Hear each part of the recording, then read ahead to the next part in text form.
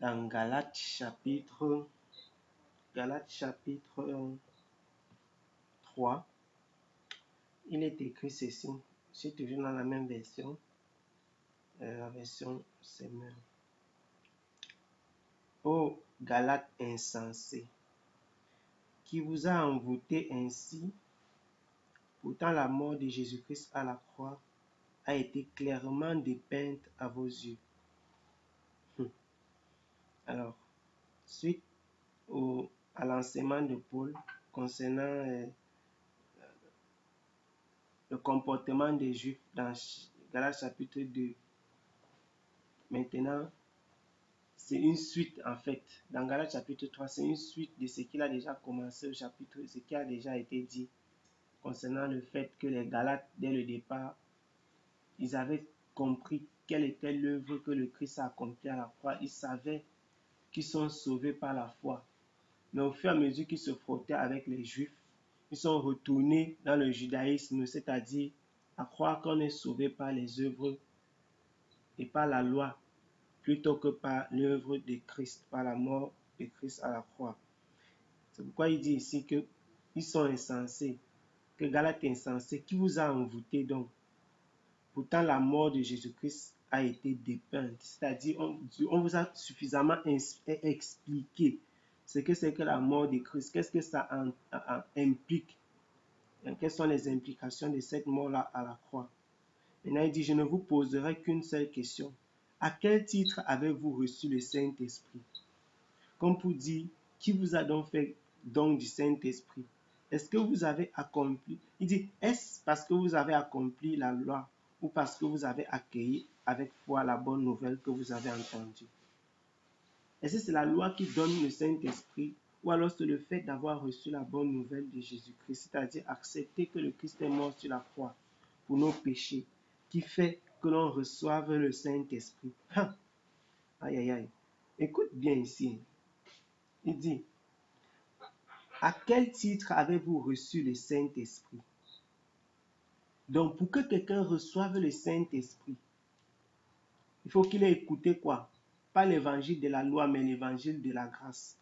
La bonne nouvelle de Jésus-Christ. C'est la bonne nouvelle de Jésus-Christ qui met le Saint-Esprit, qui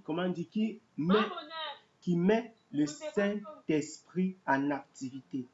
C'est la bonne nouvelle de Jésus-Christ qui met le Saint-Esprit en activité, qui amène le Saint-Esprit sur la scène. Et ça revient encore à toutes les questions qu'on se posait. D'ailleurs, tous ces textes s'y tournent autour de ça. Il parle ici du Saint-Esprit. Il dit que c'est... Donc, comment est-ce que vous avez donc reçu le Saint-Esprit? Est-ce que c'est en croyant à la loi? Et il dit comment est-ce qu'on reçoit le Saint-Esprit? C'est en faisant quoi? C'est en accueillant avec foi la bonne nouvelle. Il dit, manquez-vous à ce point d'intelligence, après avoir commencé par l'Esprit de Dieu, est-ce en comptant sur vos propres ressources que vous allez parvenir à la perfection? Donc c'est clair ici que la marche avec le Christ, c'est une progression. Il dit qu'on a commencé, donc on commence quelque part pour arriver quelque part. Quand le Saint-Esprit te prend, ce n'est pas qu'il fait que pam, directement tu es parfait. Non, il te nettoie, il va te nettoyer de plusieurs choses. Les pensées d'avant ta conversion, la superstition, les gens qui pensaient, qui partaient chez les marabouts, les gens qui prenaient l'alcool, c'est comme ça progressivement ils vont laisser. Les gens qui fumaient, les personnes, c'est une vie de progression, c'est une vie progressive. Et quand le Saint-Esprit accomplit cette œuvre-là, véritablement, il faut qu'on puisse se rendre compte que c'est l'Esprit de Dieu qui est en train d'accomplir, ce n'est pas la volonté de l'homme. Ce n'est pas l'homme qui accomplit ces œuvres-là avec le désir de plaire à Dieu. C'est deux choses différentes. Il dit, vous avez commencé avec l'Esprit de Dieu. Après avoir commencé avec l'Esprit de Dieu, est-ce en comptant sur vos propres ressources que vous allez parvenir à la perfection? C'est-à-dire, il y a une différence entre compter sur le Saint-Esprit et compter sur ses propres ressources. C'est facile de compter sur tes propres ressources. C'est même très facile. Mais tu ne peux pas parvenir à plaire à Dieu en comptant sur tes propres ressources.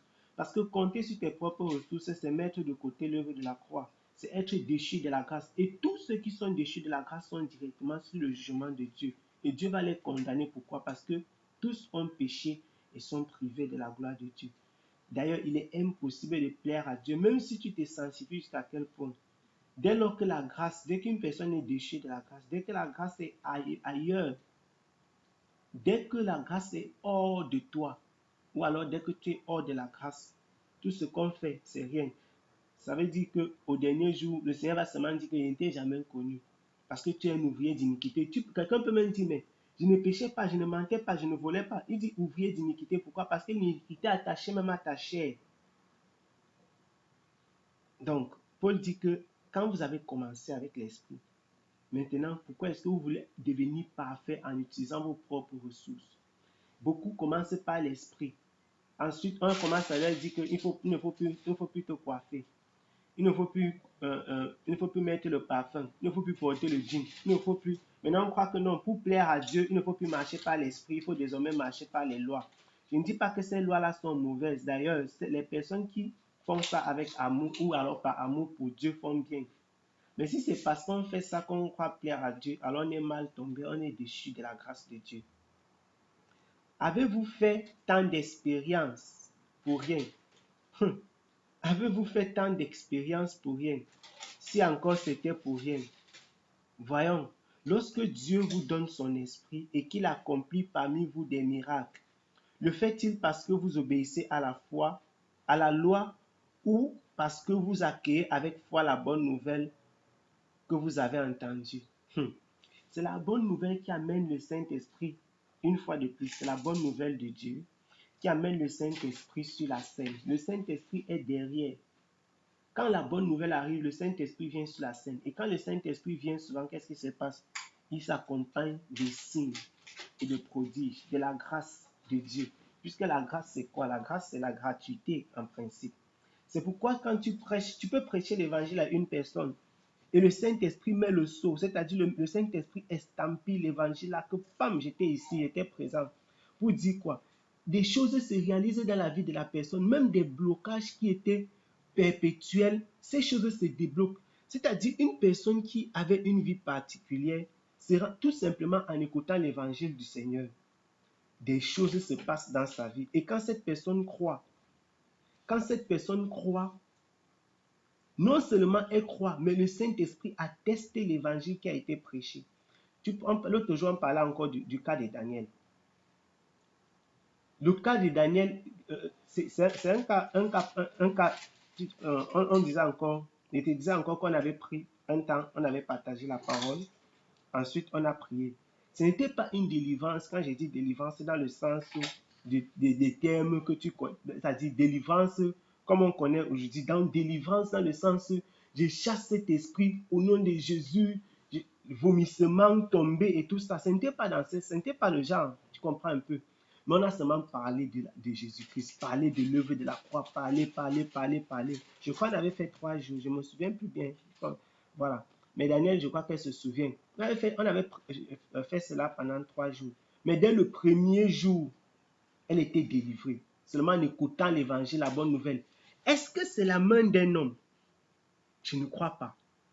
Même si je fais comment, je ne peux jamais savoir ce qui s'est passé ce jour. Puisqu'elle a rencontré des frères et sœurs en Christ. Elle a rencontré les prêtres. Elle est partie chez les marabouts. Ce n'est jamais fini. Qu'est-ce qui s'est donc passé ce jour? Je ne peux jamais savoir ce qui s'est passé. Tout ce que je sais, c'est que le lendemain, elle m'a dit qu'elle a bien dormi. Le deuxième jour, on a encore prié. Le troisième jour, on a encore partagé la parole. Et c'était fini. C'est pour dire quoi? C'est comme ça que le Saint-Esprit atteste que je suis présent. Ce n'est qu'une parenthèse véritablement, puisque ça faisait partie des sujets dont on avait discuté hier. Pour dire que l'apôtre Paul est en train de dire la même chose ici. Il dit, voyons, lorsque Dieu vous donne son esprit, qui accomplit parmi vous des miracles, est-ce qu'il le fait parce que vous obéissez à la loi ou parce que vous accueillez avec foi? Donc quand tu accueilles avec foi la bonne nouvelle que tu as entendue, alors le Saint-Esprit il se meut. Il dit, oh, il y a déjà ainsi, il en a déjà été ainsi pour Abraham, car l'Écriture déclare à son sujet, il a eu confiance en Dieu Et Dieu, en portant sa foi à son crédit, l'a déclaré juste. C'est donc qui le juste? Est-ce que le juste, c'est celui qui n'a jamais péché ou bien c'est celui qui a la foi en Dieu? Voici dans la définition du juste. La définition du juste, Galates 3, verset 6. Abraham n'était pas quelqu'un qui n'avait jamais péché. Mais et vivant dans une période où Jésus-Christ n'était pas encore venu, la Bible dit que Abraham était juste. Dieu a déclaré Abraham juste. Mais pourquoi donc Dieu a déclaré Abraham juste? Est-ce par les œuvres de la loi ou par la foi? Non. Abraham avait la foi en Dieu. Abraham avait la foi en Dieu. Dieu pouvait lui dire, lève-toi, tu pars. Il se lève, il part, il croit. Dieu dit à Abraham, lève-toi, tu pars. Il ne lui dit même pas que pars avec ton père et ta mère. Il dit seulement, lève-toi, tu pars. Malgré que le Dieu n'ait pas appelé le reste de sa famille, Abraham ne commence pas à expliquer poser les questions à Dieu, à expliquer que non, ma famille ne va pas, ma famille va juger mes croyances, que machin. Non. Il se lève quand même, il croit dans le Dieu qu'il a envoyé. Et c'est comme ça, durant toute sa vie, Abraham, à cause de sa foi, va être déclaré juste. Donc les justes sont ceux qui croient, les justes ne sont pas ceux qui font. Les justes sont ceux qui croient.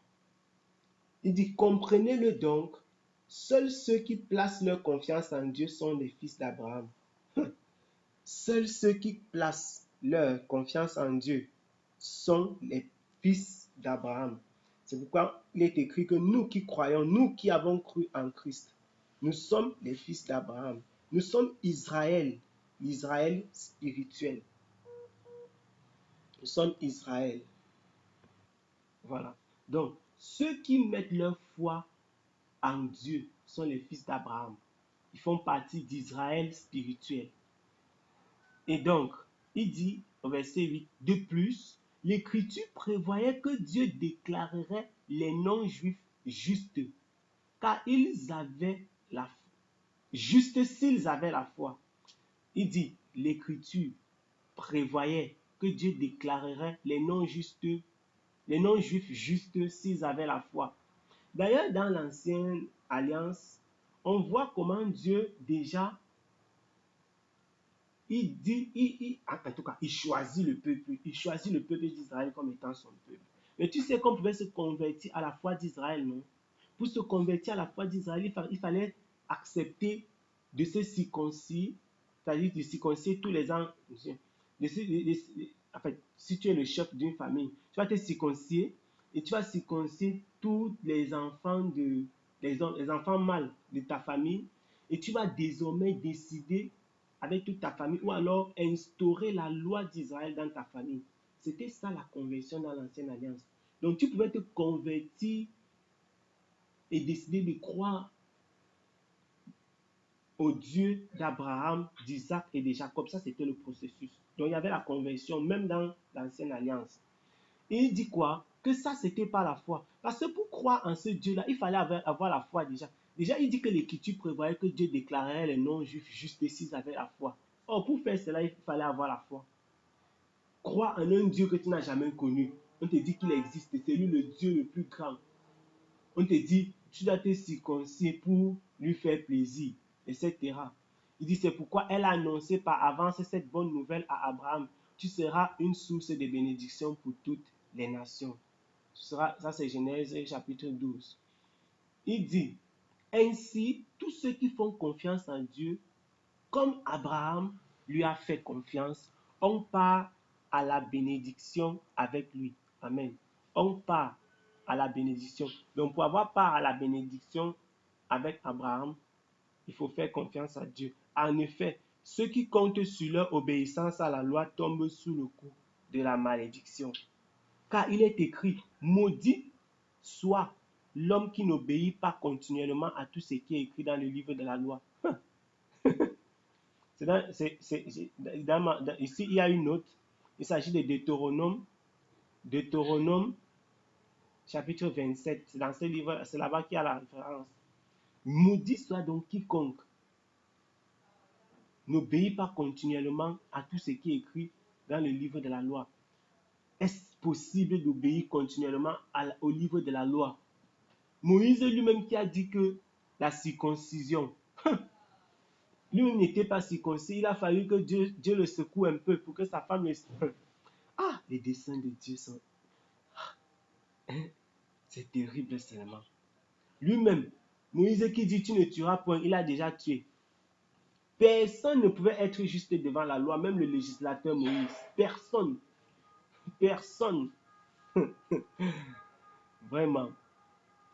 C'est ça. Et qui a donc expié ses péchés? Personne. Donc tous avaient véritablement péché. Même le jour où la loi, comme on dit souvent que quoi, la loi n'est pas quoi, rétroactive, que si tu as péché avant qu'on instaure une loi, cette loi-là ne juge pas le péché que tu as commis avant. Même dès lors qu'on a instauré la loi en Israël, les personnes qui étaient présentes ne pouvaient pas respecter la loi là entièrement. Et donc ils étaient maudits. Imagine, tout cela était maudit. La seule bénédiction, c'est dans le Christ. Donc la loi d'Israël, c'était un pédagogue pour conduire le peuple d'Israël à Jésus-Christ. Tu sais, quand on t'a déjà secoué avec quelque chose, quand tu as fait les efforts de respecter quelque chose, fatigué, jusqu'à toi même tu es débordé, tu dis que non, vraiment, la personne ne peut jamais respecter tout ça. Après, maintenant, quelqu'un t'étend la main, il te dit que voici la voie du salut. C'est-à-dire, tu as fait tous les efforts durant toute ta vie pour respecter des centaines et des centaines de lois. Après, quelqu'un te dit que voici le raccourci, je te dis, il faut croire en Jésus. Donc, toute la loi là, c'était un pédagogue par lequel Dieu passait pour dire, vous ne pouvez jamais être sauvé si ce n'est que par le chemin-ci. C'est pourquoi Christ va encore dire, je suis le chemin, la vérité et la vie. Toute la loi s'accomplissait donc en lui. La loi, c'était dans lui. Nulle part ailleurs. Il dit, il est d'ailleurs évident que personne ne sera déclaré juste devant Dieu grâce à son obéissance à la loi. Puisque l'Écriture déclare, le juste vivra par la foi. Le juste vivra par la foi. Je crois que c'est Habakkuk chapitre 2. Habakkuk chapitre 2 qui le dit. Ici là, on va aller, chercher Habakkuk.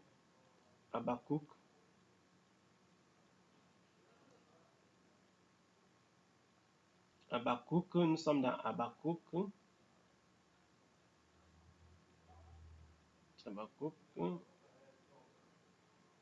C'est Habakkuk, c'est Habakkuk. Habakkuk chapitre 2, voilà, verset 4.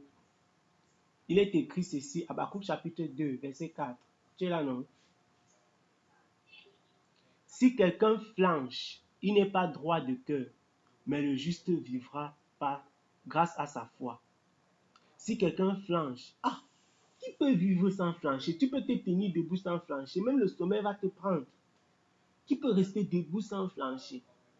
La loi disait que tu devais continuellement marcher selon la loi.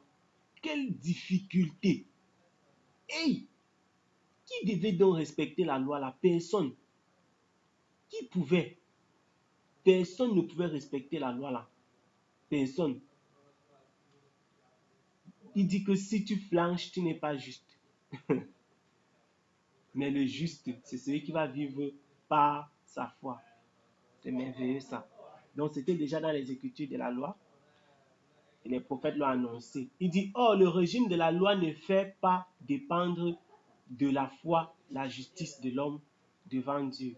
Au contraire, il obéit à cet autre principe. C'est en accomplissant tous ces commandements que l'on obtient la vie. Mamma mia. Qui devait donc accomplir tous les commandements là? En accomplissant tous ces commandements, il dit c'est en accomplissement. Donc la loi prévoyait que pour avoir la vie, il fallait accomplir tous les commandements. Qui devait donc accomplir les commandements là, tout ça? Comment tu faisais les miracles impossibles? Et Dieu dit, c'est dans Lévitique chapitre 18 là-bas, la note, c'est dans Lévitique chapitre 18, verset 5, où Dieu dit, la note dit, au verset 5, vous obéirez à mes ordonnances et à mes lois. L'homme qui les appliquera vivra grâce à cela. Je suis l'Éternel. Mamma mia. Donc il fallait obéir. Obéir à ces commandements-là, à tout ça. Ça, c'était un gros morceau. véritablement. Il faut donc comprendre pourquoi est-ce que il fallait toute une famille en Israël qui était mise à part, parmi lesquels on avait divisé maintenant, on a pris les fils d'Aaron qui devaient être sacrificateurs, etc., etc. Tu peux comprendre la quantité de sang que les gens devaient verser pour expier leurs péchés. Tellement les gens devaient violer la loi. Dès que tu montes, tu as violé, tu descends, tu as violé, tu tournes, tu as violé, tu as violé, tu as violé, tu as violé la loi. Tellement elle était difficile à mettre en pratique, cette loi-là. Et il dit quoi? Ah, Galates chapitre 3, verset 13. Le Christ nous a libérés de la malédiction de la loi, de la malédiction que la loi faisait peser sur nous. Waouh! En prenant la malédiction sur lui à notre place. Il est en effet écrit, maudit est quiconque est pendu au gibet, c'est-à-dire au bois. Donc Christ, en mourant sur le bois, en étant crucifié, il a pris la malédiction. Ce qui était dans la loi là, il a accompli ça. Et d'ailleurs, il a lui-même dit que tout est accompli. Jésus-Christ l'a fait pour que grâce à lui, la bénédiction d'Abraham s'étende aux non-juifs et que nous recevions par la foi l'esprit que Dieu avait promis.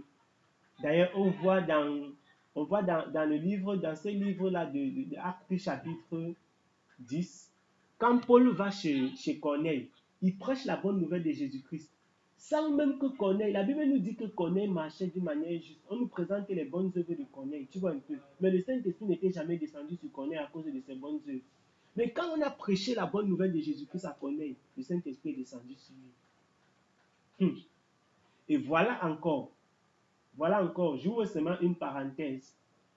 Hier, tu parlais par exemple, tu disais que le frère avait dit que pour recevoir le Saint-Esprit, il faut l'imposition des mains des apôtres. Qui a donc imposé les mains à Corneille et à sa famille? Je ferme encore la parenthèse.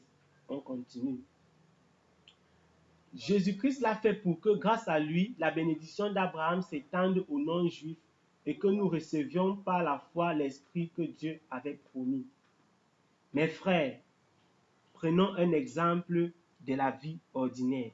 Lorsqu'un homme a rédigé son testament en bonne et due forme, personne ne peut l'annuler ou y ajouter quoi que ce soit. Or, c'est à Abraham et à sa descendance que Dieu a fait ses promesses. Il n'est pas dit et à ses descendants. J'en parlais encore, c'est avec toi que je parlais. Je prenais encore ça, je prenais le texte ici, alors qu'on devait parler de ça. Qu'il n'est pas dit à ses descendants, comme s'il devait y avoir plusieurs lignées pour bénéficier de ces promesses. Waouh, voici dans la révélation. À ta descendance ne désigne qu'une seule descendance, et c'est le Christ. C'est pourquoi, si tu veux, tu dis que je suis fils d'Abraham. Jésus dit que tu es le fils de Satan. Si quelqu'un est le fils d'Abraham, alors il doit rendre témoignage de Christ. Il doit savoir que voici le Christ qui est venu d'Abraham. Parce que la prospérité d'Abraham, c'est Jésus-Christ. On ne voulait pas parler d'Isaac, Israël et le reste, et les 12 patriarches. Quand on dit à Abraham et à sa postérité, on parlait d'une seule postérité, pas de plusieurs lignées. Mais on parlait spirituellement de Christ.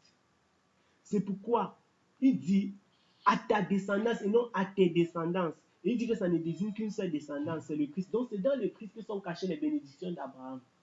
Tu ne peux donc pas renier le Christ et dire Abraham c'est mon père. Jésus dit encore à ces pharisiens-là, vous dites que nous avons Abraham pour père. Si vous étiez les fils d'Abraham, vous devez me recevoir. Mais puisque vous n'êtes pas les fils d'Abraham, vous faites l'œuvre de votre père, le diable. Ah, Seigneur Jésus. Il dit bien, eh bien, je dis ceci, une alliance a été conçue par Dieu en bonne et due forme à la manière d'un testament. La loi est survenue 430 ans plus tard. Donc l'alliance a été faite et la loi est survenue 430 ans plus tard. Elle ne peut donc pas annuler cette alliance et réduire par là même la promesse à néant. Puisque Dieu avait déjà parlé d'avance Il avait dit, voilà, il avait tissé l'alliance avec Abraham. Il avait dit que ses enfants vont aller en machin, vont aller en captivité, etc. Il dit que la loi qui est venue ne peut pas annuler l'alliance que Dieu avait scellée avec Abraham concernant la bénédiction qu'il devait donner à sa postérité, pas à ses postérités. En effet, si l'héritage du salut dépend de l'accomplissement de la loi, il ne repose plus sur une promesse.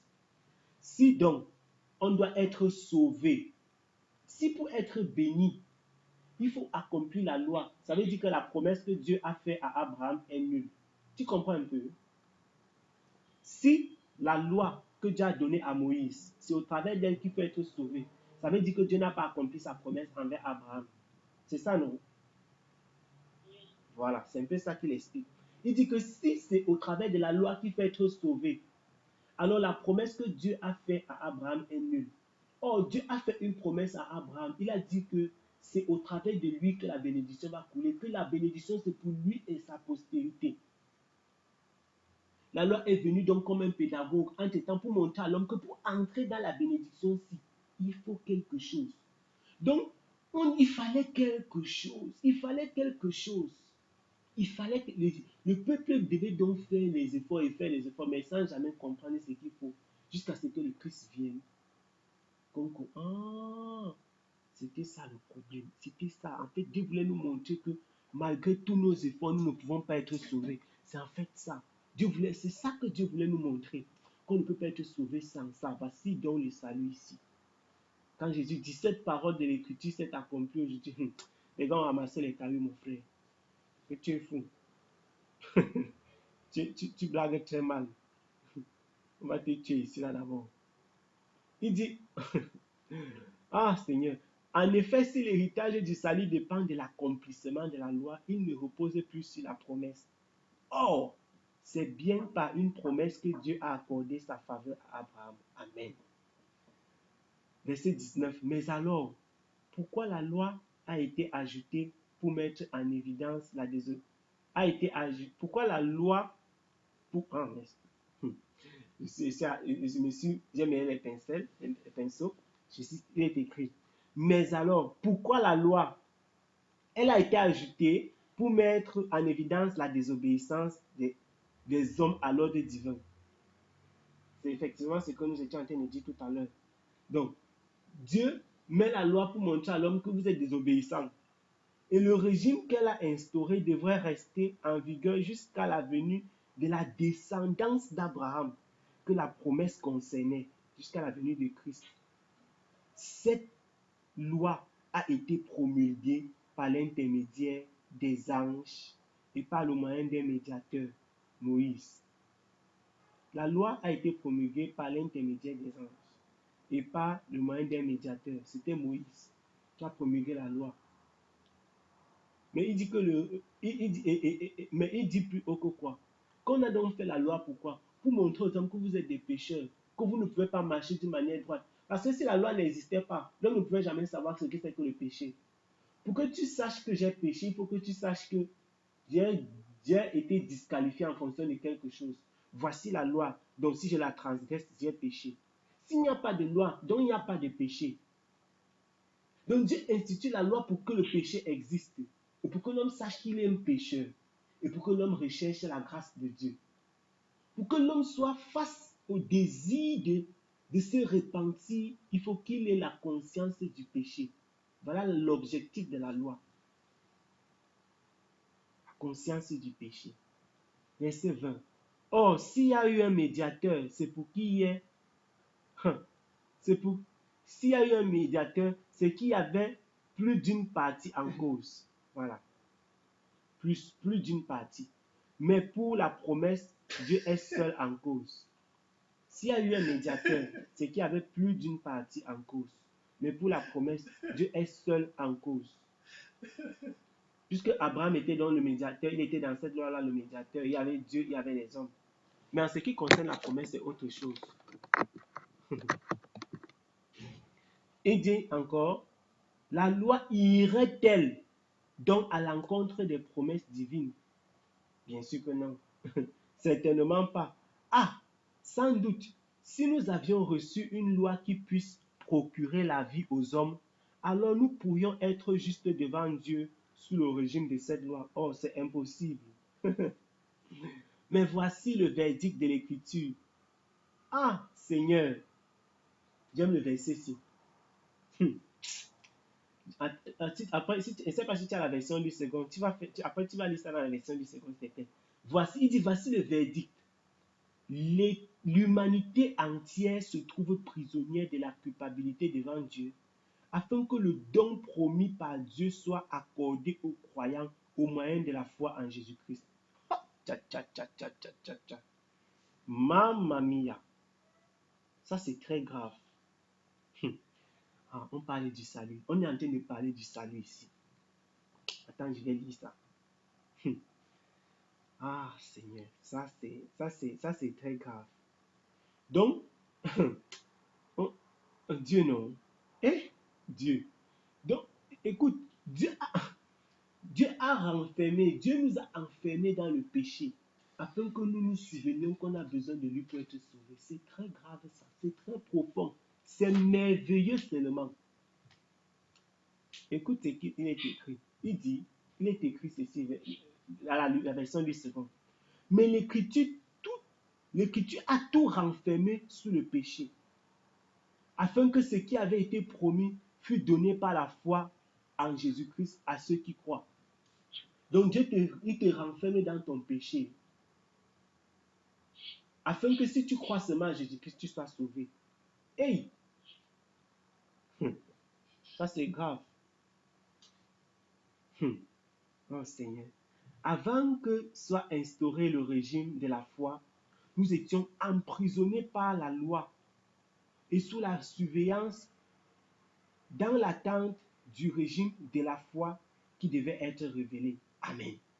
Ainsi, la loi a été comme un gardien chargé de nous conduire au Christ. Oh Seigneur, c'est merveilleux.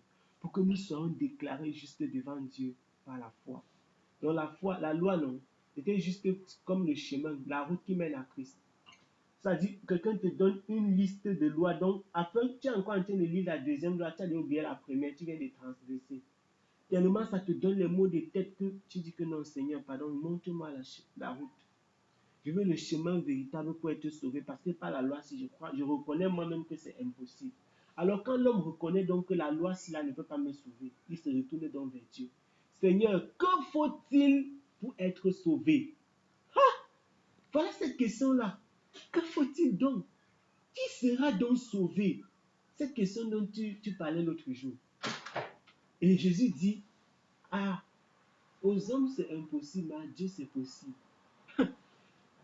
Waouh, voici la révélation.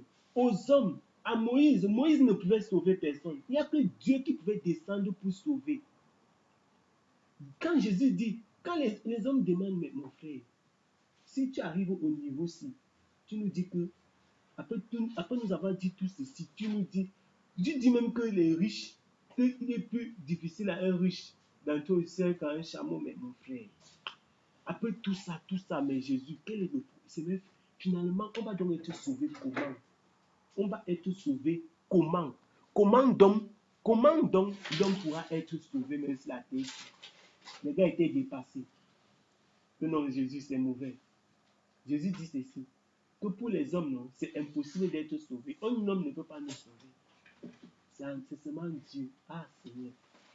Merci, Seigneur. C'est seulement Dieu. C'est Dieu seul qui peut sauver. En d'autres termes, Moïse n'a pas pu, mais Dieu est venu pour ça. D'ailleurs, il dit là-bas dans Ésaïe chapitre 35 qu'il viendra lui-même pour nous sauver. C'est merveilleux seulement. Waouh! Je n'ai jamais relié ces versets-là au mystère de la piété. Voilà que le Seigneur ouvre. C'est merveilleux. Il dit, ainsi la loi a été comme un gardien chargé de nous conduire au Christ pour que nous soyons déclarés justes devant Dieu par la foi.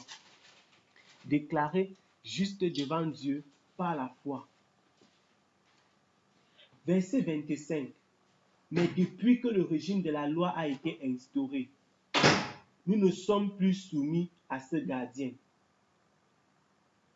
Il dit que depuis que le régime plutôt de la foi a été instauré. Nous ne sommes plus sous ce pédagogue, nous ne sommes plus sous la loi, nous ne sommes plus sous ce gardien-là, le gardien de la loi.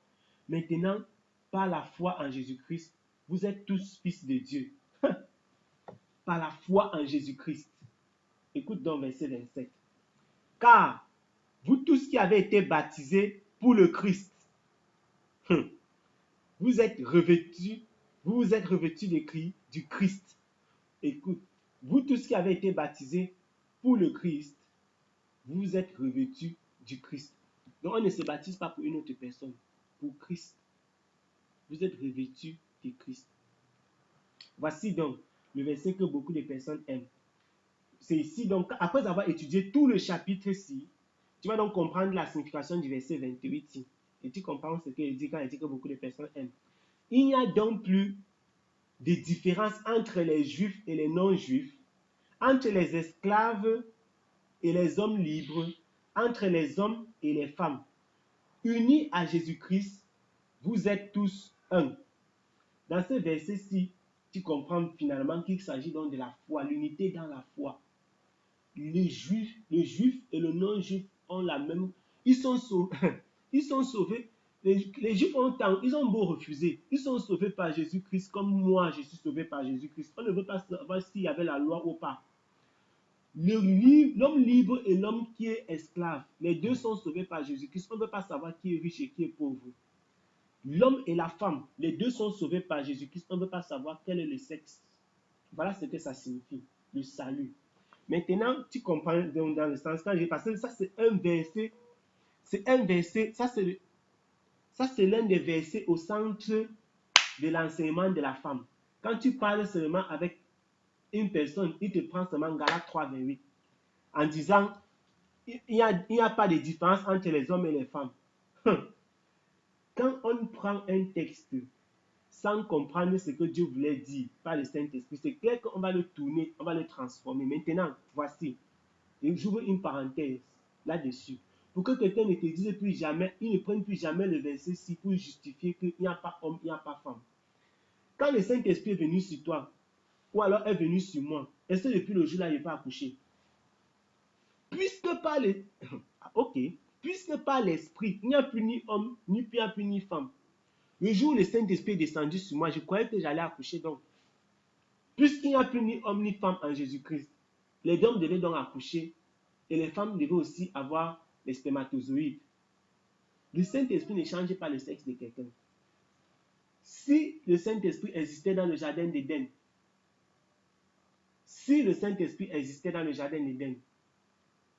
Adam devait toujours dire, elle est la femme. Parce que l'homme c'est l'homme et la femme c'est la femme. Donc le texte ici clairement veut nous dire que quoi? Nous sommes un en Jésus-Christ. Un homme ne peut pas se vanter parce qu'il est un homme devant une femme. Parce que devant le Christ, vous êtes tous égaux. Nous sommes un en Christ. Je dis bien devant le Christ en ce qui concerne le salut. Il n'y a pas de que l'homme est légèrement sauvé. Il est en avance. La femme est légèrement en arrière. Non. Tu as régné le Christ, tu l'as régné. Basta. Tu as accepté le Christ. Tu as cru à l'évangile, à la bonne nouvelle de Jésus-Christ. Tu as cru. Voilà. Il n'y a pas que quelqu'un est devant.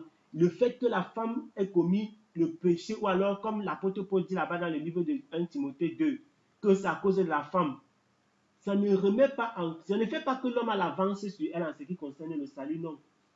Christ est venu pour égaliser ça. Maintenant, beaucoup de personnes disent que Jésus-Christ est venu redonner la place de la femme. Comme il y a ce chant-là qu'on chantait beaucoup. Il est venu redonner la place à la femme.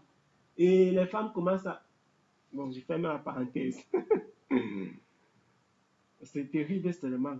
C'est grave là dehors. Si vous lui appartenez, vous êtes la descendance d'Abraham et donc aussi les héritiers des biens que Dieu a promis à Abraham. Donc, si nous appartenons à Christ, si nous sommes en Christ, nous sommes les descendants, les fils et les filles d'Abraham. Donc, nous sommes aussi les héritiers des biens que Dieu a promis à Abraham. Amen. Nous sommes dans Galates chapitre 4. Nous continuons dans Galates chapitre 4. Illustrons ce que je veux dire. Aussi longtemps que l'héritier est un enfant, il ne se distingue en rien d'un esclave, bien qu'il soit le propriétaire de tout le patrimoine. Et c'est merveilleux, et c'est ce qui arrive. Quand tu es dans une maison, tu es un enfant, c'est toi l'héritier même, c'est toi qui auras même la maison là. Mais tu es comme un esclave. Déjà même, dans les maisons des gens, ça la bonne gronde les enfants. Mais pourtant, la maison là appartient aux enfants et la bonne a été recrutée pour travailler dans la maison. L'héritier ne se distingue en rien, il ne se distingue en rien de qui? De l'esclave. Bien qu'il soit le propriétaire de tout le patrimoine. C'est pourquoi il faut que l'héritier devienne le fils. Ah, il reste soumis à l'autorité des tuteurs, des intendants, bien évidemment, jusqu'au terme fixé par son père. Ah, Seigneur, ces choses, c'est merveilleux. Nous aussi, lorsque nous étions des enfants, nous étions de même asservis aux principes élémentaires qui régissent la vie dans ce monde. Mais lorsque le moment fixé par Dieu est arrivé, il a envoyé son fils, né d'une femme, et placé par sa naissance sous le régime de la loi. Donc la naissance du Christ l'a placé sous le régime de la loi. C'est pourquoi Matthieu, Marc et Luc sont dans l'ancienne alliance. C'est pourquoi Matthieu, Marc et Luc, c'est l'ancienne alliance. Même si c'est écrit, on dit, dans le Nouveau Testament, ces livres sont. Mais c'est l'ancienne alliance. La nouvelle alliance, en tout cas, tu connais bien ça. C'est dans la nouvelle alliance commence après l'œuvre de la croix. Il dit, né d'une femme et placé par sa naissance sous le régime de la loi pour libérer ceux qui étaient soumis à ce régime.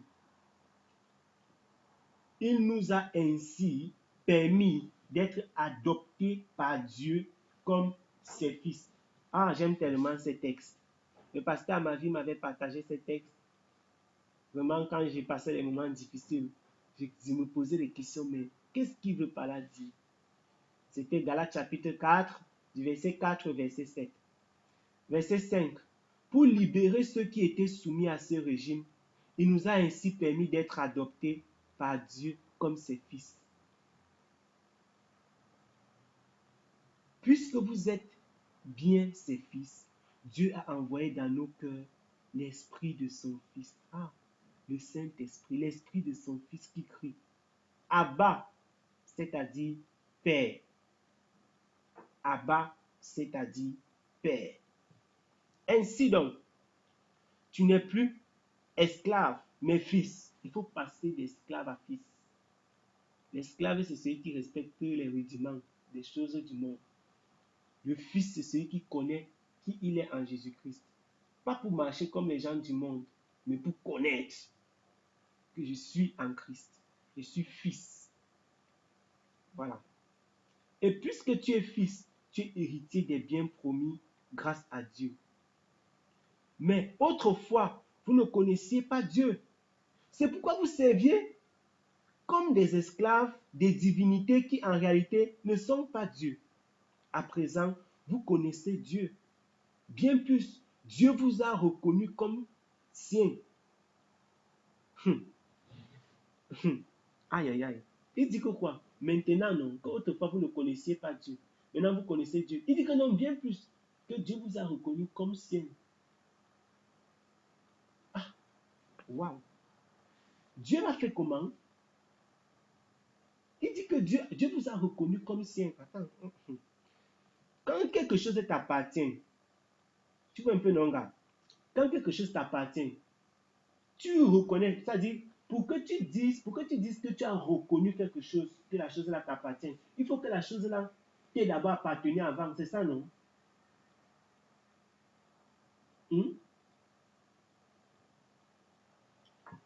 Tu es là.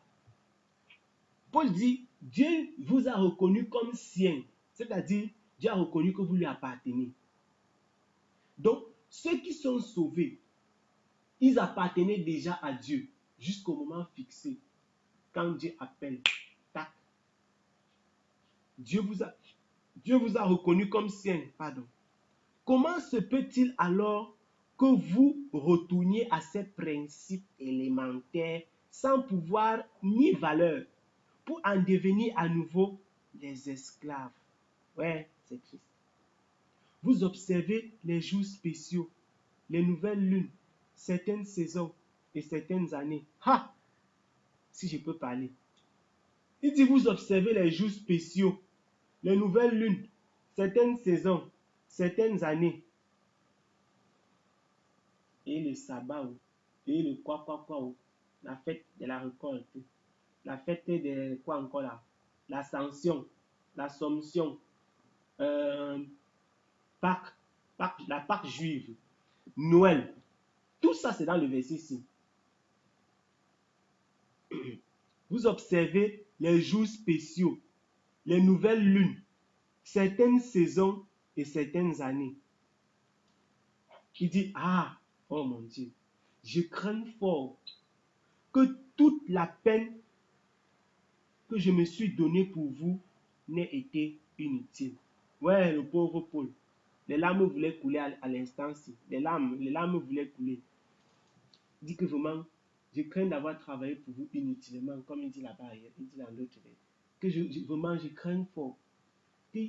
Donc, tu imagines qu'il s'est donné de la peine pour prêcher Christ. Imagine, comme tu prêches Christ, tu prêches Christ.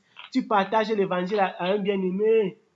Après, un matin comme ça, il te sort une chandelle comme ça. Là, tu dis que, il te sort un truc, tu dis que mince. Donc, tout ce que j'ai dit là, c'était à zéro, il faut recommencer. Maman mia, tu es dépassé. Mais le Seigneur nous soutient. Le Seigneur est fort.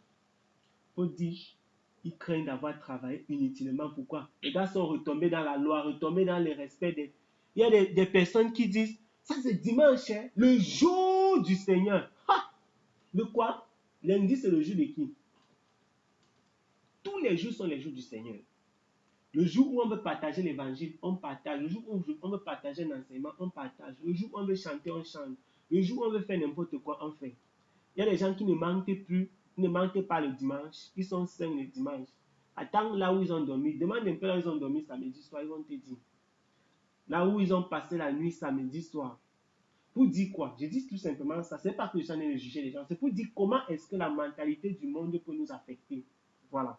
C'est pas pour juger. C'est pour dire que la mentalité du monde peut avoir un impact terrible sur des personnes qui pourtant disent appartenir au Seigneur. C'est-à-dire, les choses que nous avons apprises par tradition peuvent tellement impacter. Le fait qu'on dise déjà le jour du Seigneur, même les païens appellent ça le jour du Seigneur.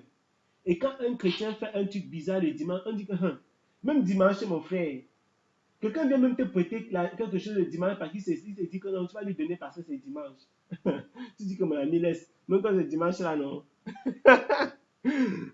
Tu vois, ça ce n'est que le cas du dimanche. Il y a bien des fêtes, des saisons. Ça, c'est la fête, ça, c'est le temps de l'église.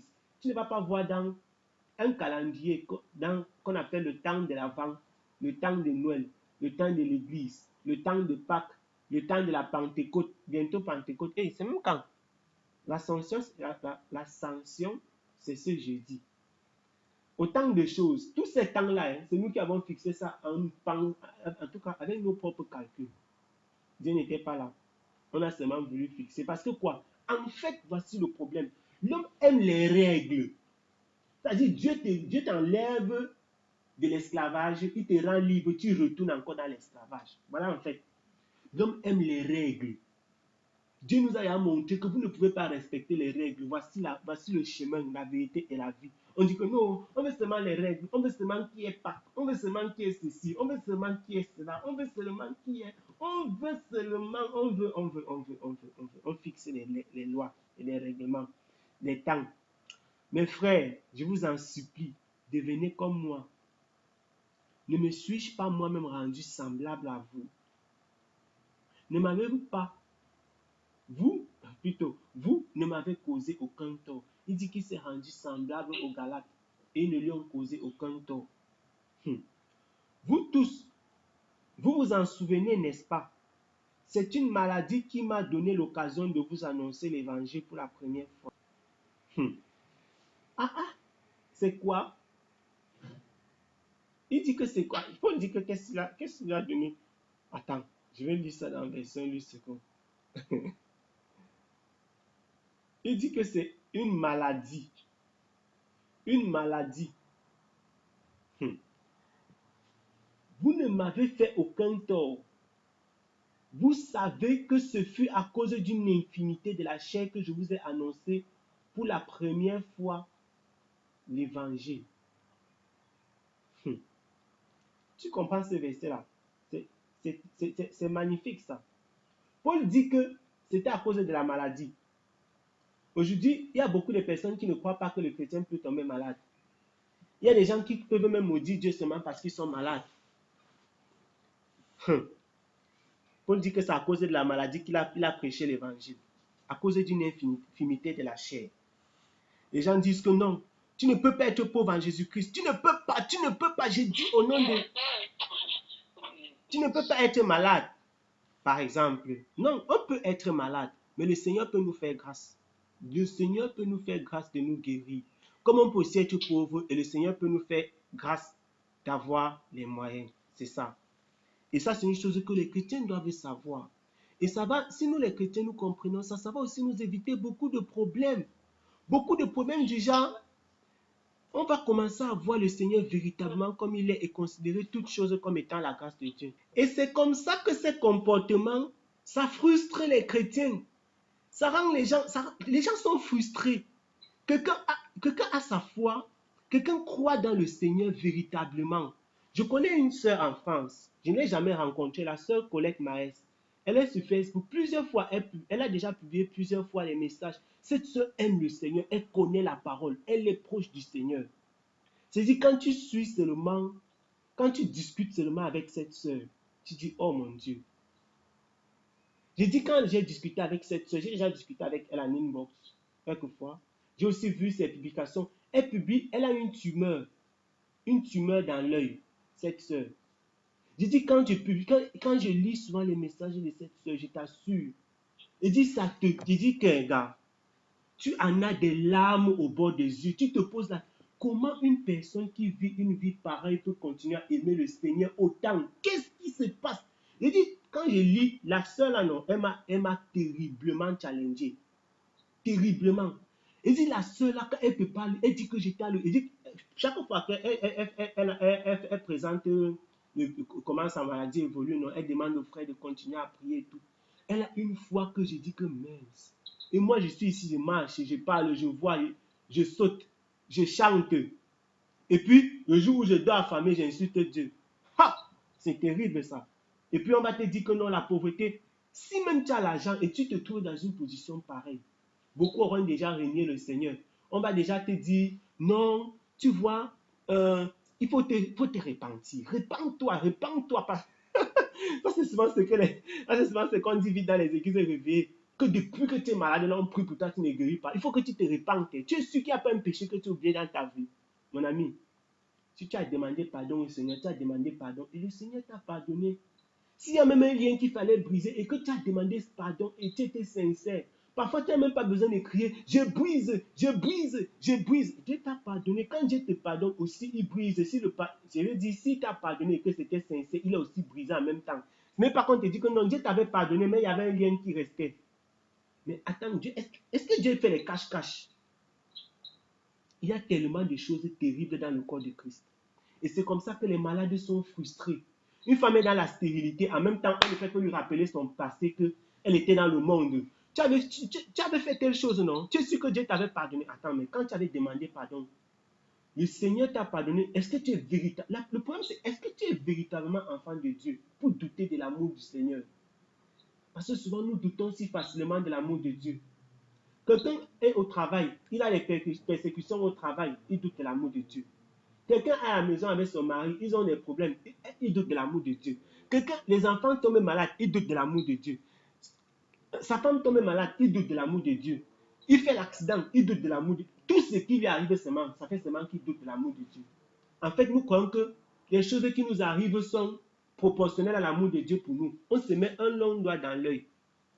Les choses qui nous arrivent n'ont rien à voir avec l'amour de Dieu. Ça n'a rien à voir. Je reprends, les choses qui nous arrivent chaque jour, ça n'a rien à voir avec l'amour de Dieu. Comme Dieu fait lever le soleil sur les justes et sur les méchants. De la même manière, les bonnes choses arrivent aussi aux justes et aux méchants. Mais les enfants de Dieu ont une grâce spéciale, une grâce particulière, c'est que quoi? L'amour de Dieu dans leur cœur les fait garder le regard fixé sur le Christ et non sur la chair. C'est pourquoi Paul dit, Christ en moi, l'espérance de la gloire. C'est pourquoi Paul dit que qu'il a regardé toutes les choses qui étaient pour lui comme un gain, comme du bonheur, les choses qui lui donnaient le plaisir avant, lui qui était un grand, un chef, un docteur, un pharisien des plus chevronnés. Il dit il regarde maintenant ces choses-là comme de la boue. Pourquoi? Pour gagner Christ. Le même Paul dit que s'il meurt, c'est un gain pour lui. Christ est ma vie, la mort m'est un gain. C'est terrible là. Le même Paul avait une écharde dans sa chair. Le même Paul dit qu'il a prêché aux Galates. Il a prêché aux Galates parce qu'il était malade. Le même Paul dit qu'il a appris à vivre dans l'abondance et dans le besoin. Le même Paul, il dit que c'est quand je suis faible que je suis fort. Voilà l'évangile de la Bible. Donc, il est hors de question que nous frustrons les frères. Qu'on mette des frères dans des positions inconfortables en leur faisant croire que la bénédiction de Dieu, c'est parce que je suis d'accord que quand quelqu'un a obéi au Seigneur, la grâce de Dieu est sur sa vie. Le Seigneur, il y a des grâces qui s'attachent à l'obéissance. Et il y en a des exemples dans la Bible. Mais tous ceux qui subissent des difficultés ne sont pas forcément dans cette position parce que la grâce de Dieu les a quittés ou alors parce que, comme Job, Job n'est pas le seul. Il y a eu, et il y en a eu. Sarah, ce n'est pas parce qu'elle avait fait quelque chose. Quand Dieu a son temps fixé, si Dieu a dit que moi, je vais faire telle chose, je vais seulement faire. Je monte et je descends. Que Dieu dit, toi, c'est toi que j'ai choisi. Il l'a choisi.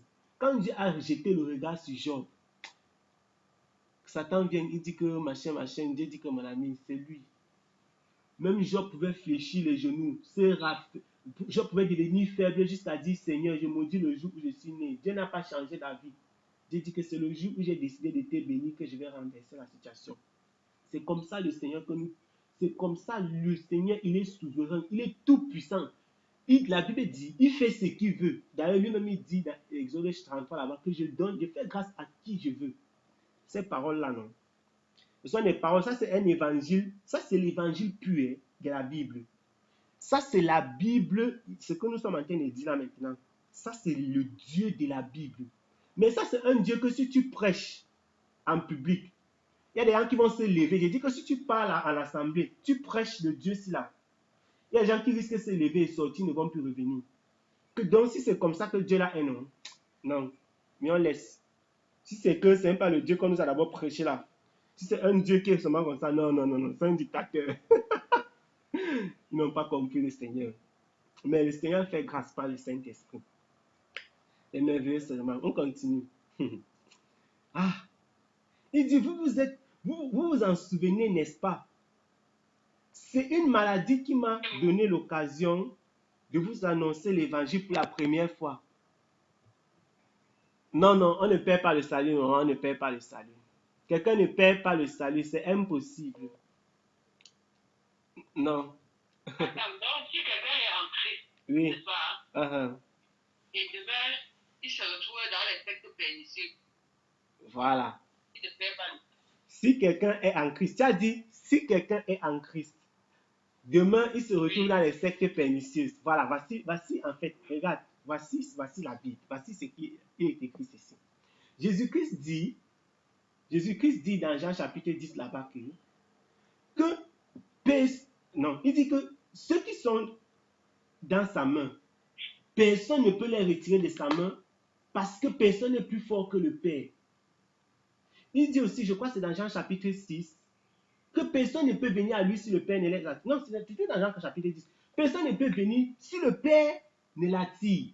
Il y a une chose. Quand il dit que personne ne peut retirer une personne de sa main, ça veut véritablement dire ceci. Que quand Dieu t'a saisi, je suis en train de parler de la vraie, je ne suis pas en train de parler de que quelqu'un dit avec sa bouche que j'ai cru en l'évangile alors qu'il n'a pas encore cru. Parce que beaucoup de personnes ont déjà dit avec leur bouche qu'ils ont cru à l'évangile. C'est pourquoi la question qu'il faut se poser véritablement, c'est est-ce que j'ai cru en l'évangile? Si j'ai cru à l'évangile, de quoi est-ce que je suis capable? Voici une question que les chrétiens doivent répondre. Je dis ceci. Un chrétien, il y a des choses qu'il ne peut plus faire. Je dis qu'il ne peut plus faire, pas parce que la volonté lui manque, parce que s'il veut faire, le Saint-Esprit va dire qu'il y a. Le Saint-Esprit va l'en empêcher. Un chrétien ne peut plus entrer dans... Quand je parle d'un chrétien, je suis en train de dire une personne qui a connu le Seigneur en esprit et en vérité, qui a reçu l'Esprit de Dieu. Il y a des péchés, je veux dire, il peut commettre des erreurs. Mais il y a des choses qu'il ne peut plus faire, il ne peut plus régner la foi. Un chrétien ne peut jamais régner la foi. Impossible. C'est pourquoi il y a des personnes qui, même quand on les persécuté jusqu'à les crucifier, je veux dire, quand je dis crucifier, jusqu'à les lapider, voilà. Ils étaient déjà scellés, attachés à la croix. Comme ce chant qui dit attaché à la croix. Jésus a été attaché à la croix. Ils étaient déjà rattachés au Seigneur. Regardez maintenant, lorsque l'apôtre Jean dit dans le livre de Jean là-bas, il dit que ils étaient au milieu de nous, mais ils n'étaient pas des nôtres. Donc au milieu des chrétiens, il y a des personnes qui ne sont pas des chrétiens. Et on ne doit pas regarder leur comportement en disant un chrétien peut devenir encore un païen. Un chrétien ne peut jamais devenir un païen. Parce que si quelqu'un était chrétien, il n'allait jamais devenir païen. Le problème, c'est que quand tu regardes une personne sur sa face, tu ne sais pas que celui-ci c'est un chrétien, celui-ci c'est un païen. En regardant Judas, on ne pouvait jamais savoir qu'il allait régner le Christ. Mais voici ce que la Bible dit. Qui peut nous séparer de l'amour de Dieu manifesté en Jésus-Christ? Rien ne peut nous séparer. Et ce n'est pas le seul texte. C'est un sujet tellement merveilleux que c'est que la perte du salut. On ne perd pas le salut. Une personne qui est scellée. L'apôtre Paul dit dans le livre d'Éphésiens chapitre 1 que Dieu nous a prédestinés. Dieu nous a prédestinés pour le salut. Donc ceux qui ont reçu le Saint-Esprit de Dieu, Dieu avait pensé d'avance. Le jour où Dieu a fait le ciel et la terre, le jour où il créait Adam et Ève, quand il a pensé aux hommes, quand il a pensé, il a dit que, ok, je vais faire Jeanne, je vais faire maman, je vais faire tel. Ceux-ci-là, je les scelle. Il dit que ceux-ci, je les scelle directement. Donc quand Dieu avait pensé, il avait dit que celui-ci, il sera scellé. Et cette personne monte et descend. Elle ne peut pas bouger. Elle va tourner, le Saint-Esprit va la ramener. C'est pourquoi, dans le corps de Christ, quand quelqu'un abandonne la foi, c'est simplement le signe qu'il n'avait pas cru dès le départ. Il y avait quelque chose. Il a reçu peut-être l'évangile comme ceux qui sont comme les pierres aux cailloux. Quelqu'un qui reçoit l'évangile avec le bout de ses lèvres ou alors avec son cœur, ça lui plaît. Mais quand ça fait un genre, il dit que mon frère a fait cela. Il n'y a pas eu de racines, ça n'a pas porté du fruit, ça n'a pas poussé. Et dans le corps de Christ, il n'y a pas quelqu'un qui va encore quitter le corps de Christ. Comme le corps de Christ, c'est comme notre corps là. Les cellules de ton corps, ça ne peut pas être encore les cellules du corps d'une autre personne. Les cellules de mon corps ne peuvent plus être les cellules du corps d'une autre personne. Et quand un enfant naît, waouh, ça c'est merveilleux ça. Quand un enfant naît, vraiment le Seigneur est merveilleux. Quand un enfant naît, il a déjà les cellules au complet de son corps. Mais ces cellules vont se différencier. Là, nous sommes en train d'entrer dans la biologie. Les cellules là vont se différencier au fur et à mesure. Ceux qui n'étaient pas matures vont atteindre leur maturité, etc. Les cellules vont se multiplier. C'est comme ça le christianisme, comme ça le corps de Christ, le corps spirituel de Christ. Maintenant, parmi les cellules, il y a des cellules qui vont mourir. Tout comme parmi les enfants de Dieu, les chrétiens, il y a ceux qui vont mourir avant l'heure de l'enlèvement. Mais ça ne fait pas que, en mourant, ils étaient les enfants du diable. Je ne sais pas si vous me suivez un peu. Voilà. Donc, celui qui est membre du corps de Christ, il est comme la cellule du corps, comme la cellule qui est dans le corps d'un homme. La cellule-là ne peut plus jamais quitter le corps. Et maintenant, j'ouvre une autre parenthèse concernant les ministères. Quand Dieu a appelé quelqu'un à un ministère, le ministère-là ne peut pas changer. C'est-à-dire que quelqu'un ne peut pas passer d'évangéliste à pasteur, à apôtre. Je citais une parenthèse, une fenêtre simplement. Parce que l'œil ne peut pas.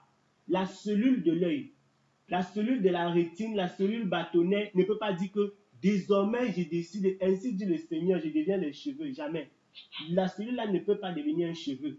Chacun est dans une position bien précise. Et je prenais encore ce texte avec toi hier, gars, de 1 Corinthiens 12 là-bas, où le Seigneur dit qu'il a donné à chacun des dons spirituels. À chacun, il a donné pour l'utilité commune. Pour l'utilité commune. Tu peux quitter la foi et puis... Oui.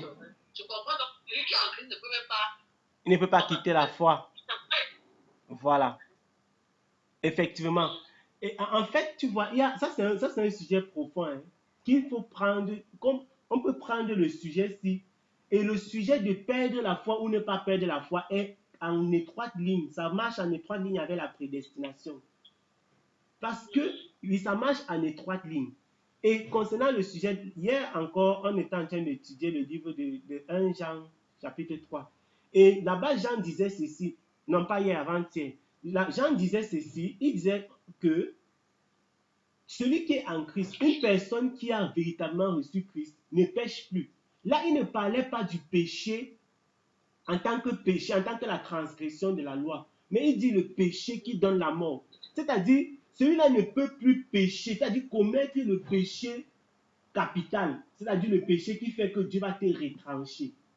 Ceux qui sont scellés du Saint-Esprit, c'est le Saint-Esprit qui les conduit. C'est pourquoi tu peux attrister le Saint-Esprit, mais tu ne peux pas faire que Jésus te retranche parmi les membres du corps.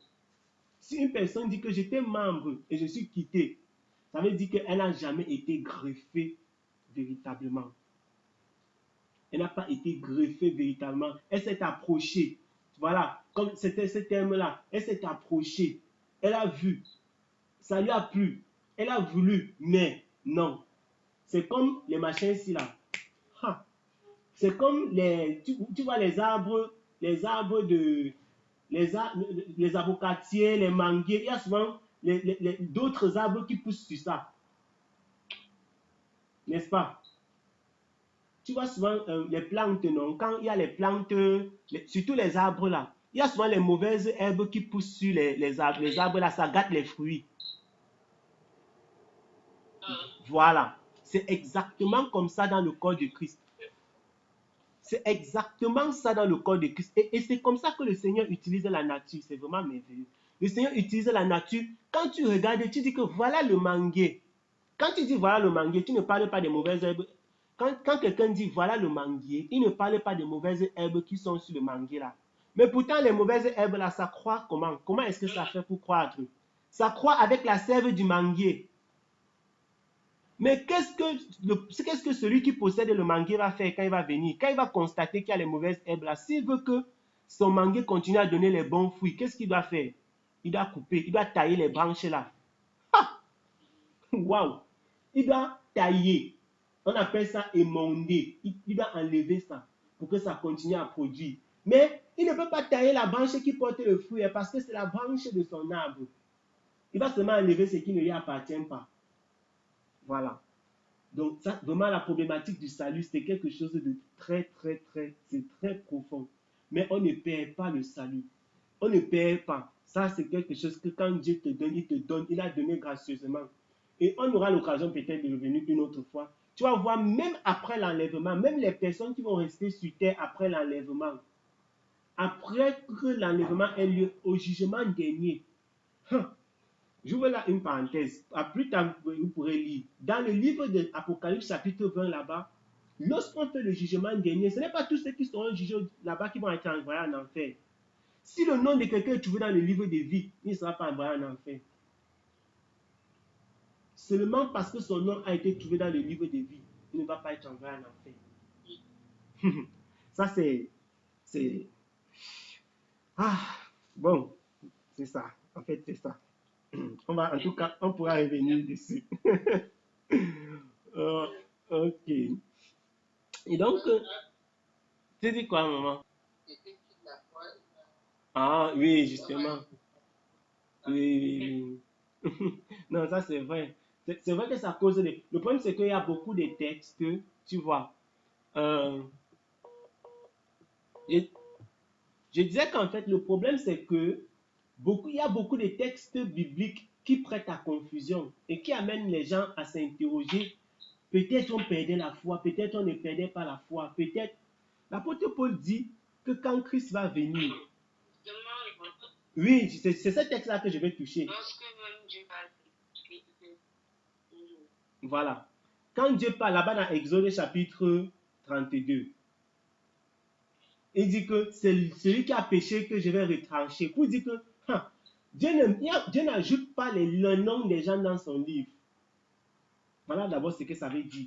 Le livre de Dieu, le livre de vie a été, Dieu connaît d'avance tous ceux qui vont croire et leurs noms sont déjà écrits d'avance dedans. D'ailleurs, David dit que dans le livre qui m'était réservé, ces jours étaient comptés et que ces jours sont écrits dans ce livre-là. Donc le livre de David, comme le livre de Jeanne, comme mon livre, nos livres, chacun d'entre nous connaît, Dieu, nos jours sont déjà écrits dedans. Et chaque chose que tu vas faire, c'est écrit dedans. C'est seulement merveilleux, mais c'est ça, c'est une réalité. Et Dieu dit que c'est celui qui a péché contre moi que je vais retrancher. Donc pour que cela arrive, c'est seulement le péché là. C'est seulement le péché là dont Dieu parle. Maintenant, il y a une chose. Quand quelqu'un est scellé du Saint-Esprit, il ne peut plus blasphémer contre le Saint-Esprit. Le même Saint-Esprit là, il ne peut plus blasphémer contre lui. C'est la raison pour laquelle si quelqu'un blasphème contre le Saint-Esprit, c'est le seul péché impardonnable.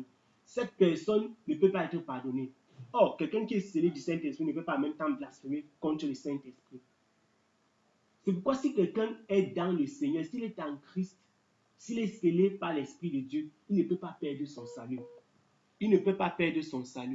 Ce que Paul dit là-bas dans 1 Corinthiens 11, que, puisque tu es en train de prendre l'exemple de 1 Jean, où l'apôtre Jean dit que si quelqu'un, que si un frère commet un péché qui mène à la mort. Maintenant, Paul dit dans 1 Corinthiens 11 que Dieu peut même tuer un chrétien à cause d'un péché. Tu te rappelles encore du texte, on a 1 Corinthiens 11 là-bas, juste après avoir fait l'enseignement sur le repas du Seigneur.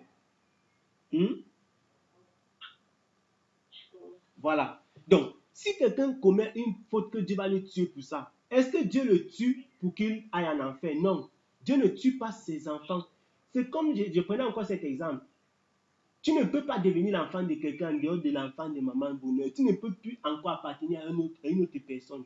Quand tu es l'enfant de quelqu'un, non. Mais si ton enfant te tue n'importe comment, c'est ton enfant. Et même si tu le tapes jusqu'il meurt, il va quand même mourir étant ton enfant. Donc, s'il commet même une faute, on dit que ton enfant a volé tout l'argent du Cameroun. Il a tué tous les malades dans tous les hôpitaux. Mais là, tu dis que non, on va tuer l'enfant-ci. Tu prends l'enfant là, tu le tues. Tu vois qu'au dernier, on va dire que c'est l'enfant de qui qu'on a tué. On va dire que c'était l'enfant de tel. Le père là a tué son enfant. Que le père là a tué, il a tapé l'enfant jusqu'il est mort. L'enfant de qui comme ça? On dit que c'était son enfant. Voilà. Donc, si tu commets une faute, qu'on peut te tuer même pour ça. Mais la faute là, si c'est la faute qui mérite la mort de la part de Dieu, que Dieu dit que non, je vais tuer la personne, c'est à cause de la faute-ci. Je vais donc diminuer ses jours, je vais retrancher ses jours à cause de sa faute-ci. Dieu peut quand même retrancher les jours d'une personne, mais la personne sera sauvée au dernier jour. Et d'ailleurs, l'apôtre Paul dit qu'il fait ça afin que nous ne soyons pas jugés avec le monde. Donc Dieu préfère te tuer maintenant pour que tu sois sauvé plus tard, que de te regarder comme ça et puis, voilà, tu vas de mal en pire. C'est ce que Dieu peut faire. C'est ce que Dieu peut faire là-bas. Or, une personne qui n'est pas scellée de l'Esprit de Dieu peut faire n'importe quoi. Elle peut même se lever et insulter le Saint-Esprit. Et c'est ce que les pharisiens ont fait là-bas. C'est-à-dire, Jésus-Christ est en train de guérir, Jésus-Christ est en train de faire des miracles. Il disait que ce n'est pas Belzébuth. Ça, c'est le blasphème. Quand le Saint-Esprit agit, on ne peut pas dire que c'est un autre esprit qui agit. C'est pourquoi quand les gens ne connaissent pas, quand quelqu'un ne connaît pas ce qui est en train de faire quoi, non, il vaut mieux encore, il vaut mieux, je redis, il vaut mieux toujours parler des œuvres mauvaises des hommes que de parler des hommes et des esprits. C'est-à-dire, dire que telle personne travaille par les démons, alors qu'il travaille avec l'Esprit de Dieu, c'est dangereux. C'est dangereux, véritablement. Parce que c'est un blasphème. C'est un blasphème. Et le blasphème, c'est un péché facile à commettre, hein? Mais, je ne vais pas dire difficile à pardonner, puisque c'est impardonnable. Donc, il dit, On continue toujours dans Galates 14, Galates 4, verset 14. Il dit, vous auriez pu être tentés de me mépriser, de me repousser à cause de mon infimité. Tu vois un peu. Il dit, mais vous ne l'avez pas fait. Au contraire, vous m'aviez accueilli comme si j'avais été un ange de Dieu ou même Jésus-Christ en personne. Waouh, c'est merveilleux ça. Qu'est devenu votre bonheur alors? Car je l'atteste, si la chose avait été possible, vous vous seriez arraché les yeux pour me les donner. Waouh, quel accueil. Il dit, suis-je donc maintenant... Oh, le verset c'est là, non? Je connais un frère qui aime tellement le verset ci. Suis bien, hein? Suis-je donc maintenant devenu votre ennemi parce que je vous dis la vérité? Je suis devenu l'ennemi de certains gens parce qu'ils disaient la vérité. Croyez-moi, ces gens-là... Tu dis quoi, gars? Ah, depuis hier, on m'a levé. J'ai seulement dit que, ok, en tout cas, c'est pas grave. L'apôtre Paul dit ceci dans Galates chapitre 4, verset 16. Suis-je donc maintenant devenu votre ennemi parce que je vous dis la vérité? Ah, c'est merveilleux ça. Croyez-moi, ces gens-là déploient un grand zèle autour de vous, mais leurs intentions ne sont pas bonnes. Ils veulent vous détacher de moi pour que vous soyez zélés pour eux. C'est très beau de faire preuve de zèle pour une bonne cause, pourvu que ce soit de manière constante et non seulement lorsque je suis parmi vous. Vous êtes mes enfants et j'endure pour vous une fois encore les douleurs de l'enfantement jusqu'à ce que le Christ soit formé en vous. Waouh! Christ en moi. Christ en moi. C'est quoi le Christ formé dans une personne? Tu sais, quand quelqu'un s'attache au Seigneur, je vais utiliser cette expression, quand quelqu'un reçoit le Seigneur dans son cœur, quand quelqu'un confesse de sa bouche et qu'il croit véritablement dans son cœur, alors c'est comme une personne, c'est comme un nouveau-né, c'est comme le bébé. C'est pourquoi l'apôtre Paul et l'apôtre Pierre d'ailleurs va dire que normalement vous devez manger solide, mais maintenant vous mangez encore, vous prenez encore du lait. Et l'apôtre Paul dit aux Corinthiens que je ne peux pas vous parler comme si vous étiez des adultes parce qu'il faut que je vous parle comme des enfants. Pourquoi? Parce qu'il y a les enfants spirituels et effectivement il y a les matures spirituels. Il dit vous êtes mes enfants. Il dit que j'endure. Ok. Comment ça? Qui est mature? Il ne faut pas commencer. Il dit que vous êtes mes enfants. Oui. Je dois encore beaucoup forger. Il dit, vous êtes mes enfants. N'est pas né comment? Je te connais toi là. Vous êtes mes enfants et j'endure pour vous une fois encore les douleurs de l'enfantement. Donc, comme la première fois où il leur a prêché l'évangile, il est en train de ressentir les mêmes difficultés. Il faut encore recommencer à zéro ce que j'avais déjà fait. Enseigner, quand tu vois un chrétien, un frère à qui tu croyais que tu avais déjà prêché l'évangile, qu'il était mature. Un jour, il vient et te dit que la foi, c'est quoi? Tu dis, hey, mon frère, que tu poses quelques questions comme ça. Il dit qu'il ne comprend pas bien ce que c'est que la foi. Tu dis que mince, donc il faut recommencer à zéro, mon frère. Je crois que tu connaissais assez ces choses. C'est un peu près ce que l'apôtre Paul dit. Après qu'il ait enseigné des choses, il se rend compte que non, il faut encore enfanter. Il dit qu'il faut quoi? Il ressent il endure cette douleur-là jusqu'à ce que Christ soit formé. L'homme mature, c'est donc l'homme en qui Christ est formé. Quand on dit que non, alors une femme mature, bien sûr, c'est la même chose.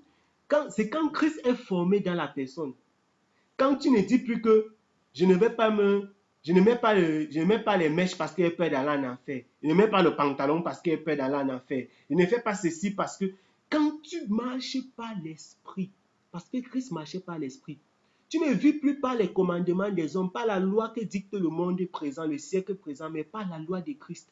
Tu es véritablement libre comme Christ était libre, mais tu es libre de la loi des hommes et non de la loi de Christ. Parce que Paul dit que, est-ce que ça veut dire que nous ne marchons pas, est-ce que nous n'avons pas de loi? Non, nous avons une loi, c'est la loi de Christ. Les chrétiens, ce n'est pas que les chrétiens sont sans loi, ils ont la loi de Christ. Et la loi de Christ, c'est celle que dicte le Saint-Esprit.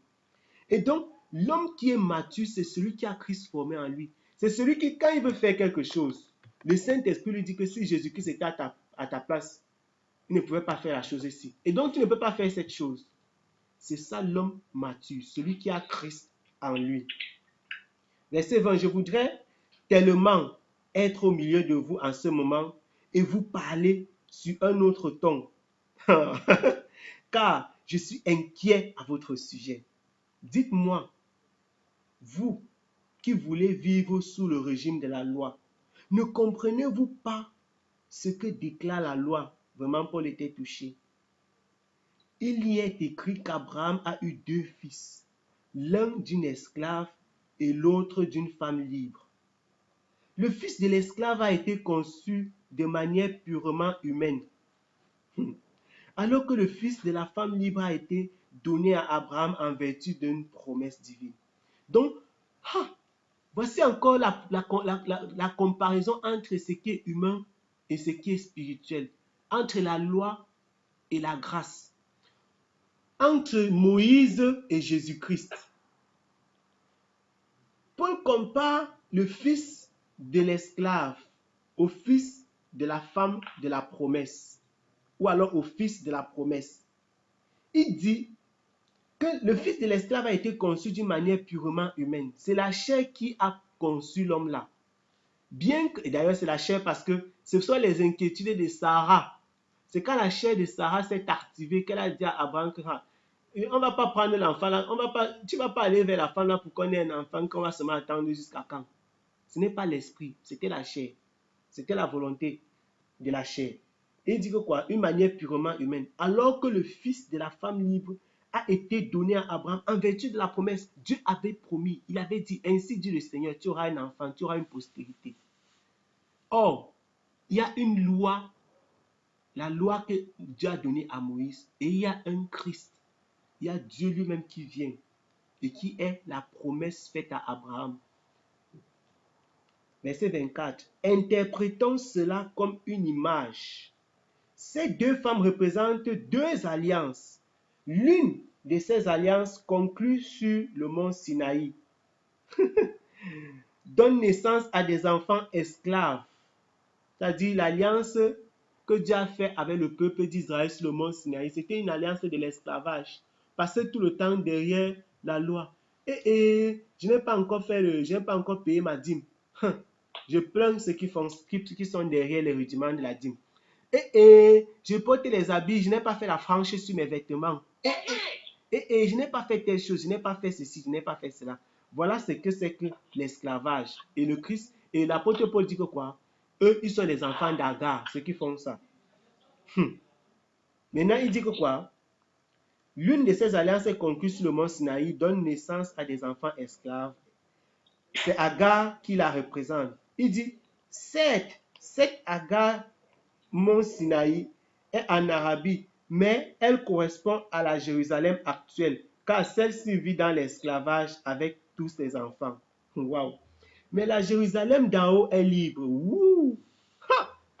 La Jérusalem d'en haut, les chrétiens. C'est pourquoi quand le Christ va revenir, il ne va pas réunir ses enfants dans la Jérusalem qui est en Israël là-bas. La Bible dit là-bas dans Apocalypse chapitre 21 qu'il a vu descendre du ciel la Jérusalem céleste. La Jérusalem céleste. Il dit la Jérusalem d'en haut est libre. Ah Seigneur, c'est elle qui est notre mère. Car il est écrit, réjouis-toi femme stérile, toi qui n'as pas connu les douleurs de l'enfantement. Pousse des cris de joie, toi qui ignores les douleurs de l'enfantement. Car les enfants de la délaissée seront plus nombreux que ceux de la mariée. Je crois que c'est Isaïe qui a dit ça. Isaïe 54, effectivement. Isaïe 54. Les enfants de la délaissée seront plus nombreux que ceux de la femme mariée. C'est la profondeur, ça. Verset 28. Or, vous frères, vous êtes les enfants de la promesse comme Isaac.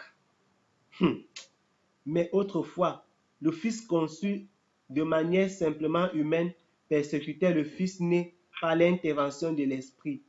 Et il en est de même aujourd'hui. Tu comprends ça? comme le fils d'Agar a persécuté Isaac, non? Oui. C'était purement spirituel. Ah, la révélation. Et c'est comme ça que les Juifs ont persécuté les chrétiens. Il dit que le fils né de la volonté de la chair, de la volonté humaine, a persécuté le fils né de la volonté de l'esprit. Il en est de même aujourd'hui. Pour dire ceci, pour dire qu'il en est de... Donc, il voulait par là dire que il en est de même au milieu de l'église. Les Juifs persécutent les chrétiens. Il dit il en est de même aujourd'hui. Verset 30. Or, que dit l'Écriture? Que dit l'Écriture? Renvoie l'esclave avec son fils, car le fils de l'esclave n'aura aucune part à l'héritage avec le fils de la femme libre. Ha! Jesus! Donc si quelqu'un vit sous la loi, il n'a aucune part à l'héritage de Dieu. Si tu marches seulement par la loi et que tu marches, tout ce que tu fais, c'est la loi qui te pousse. Tu n'as aucune part, tu es déchu. Il n'a aucune part avec le fils de la femme libre. Seigneur, puissions-nous être les fils de la femme libre. Ainsi, mes frères, nous ne sommes pas enfants d'une esclave, mais de la femme libre. Amen. Amen. Amen. Waouh, merci Seigneur.